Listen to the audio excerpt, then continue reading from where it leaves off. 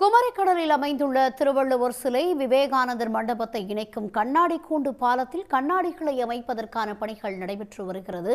இதுகுறித்த கூடுதல் விவரங்களுடன் இணைகிறார் செய்தியாளர் வேலாயுத பெருமாள். விவரங்களை பதிவு செய்யுங்க. கண்டிப்பாக. அதாவது குமரி கடல் நடுவே அமைந்துள்ள திருவள்ளுவர் சிலை நிறுவி 25 ஆண்டு துவக்க விழா வரும் 30, 31 மற்றும் ஜனவரி 1ஆம் தேதிகளில் அரசு விழாவாக நடைபெறுகிறது.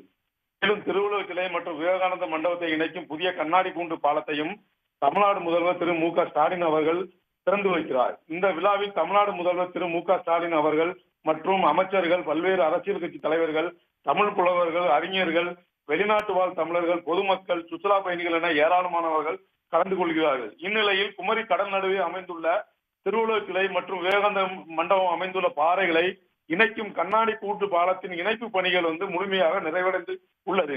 இந்த பாலத்தின் இருபுறங்களின் வழியாக சுற்றுலா பயணிகள் திருவள்ளுவர் சிலைக்கு சென்று பின்னர் திரும்பி வருவதற்காக இருபுறமும் நடந்து செல்வார்கள். அப்பொழுது அதற்கு நடுவே பாலத்தின் நடுவே கண்ணாடிகள் அமைக்கும் பணிகள் இன்று ஆரம்பித்து விறுவிறுப்பாக நடைபெற்று வருகிறது. இந்த கண்ணாடி அமைக்கும் பணிகளானது மொத்தம் 11 சட்டங்களில் 4 சட்டங்களில் கண்ணாடிகள் பொருத்தப்பட்ட நிலையில்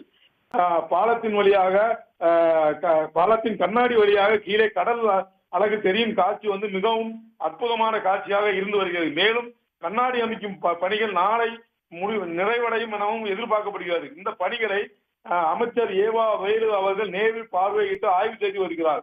இந்த கண்ணாடி பாலத்தின் வழியாக தினந்தோறும் அதிகமான லட்சக்கணக்கான மக்கள் போய் கண்டு ரசிக்கும் வகையிலான வசதிகளையும் தமிழ்நாடு அரசு சுற்றுலாத்துறை ஏற்பாடு செய்துள்ளது.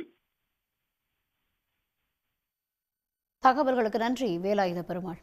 உடனுக்குடன் செய்திகளை தெரிந்து கொள்ள சன் நியூஸ் பெல் ஐகானை கிளிக் பண்ணுங்க.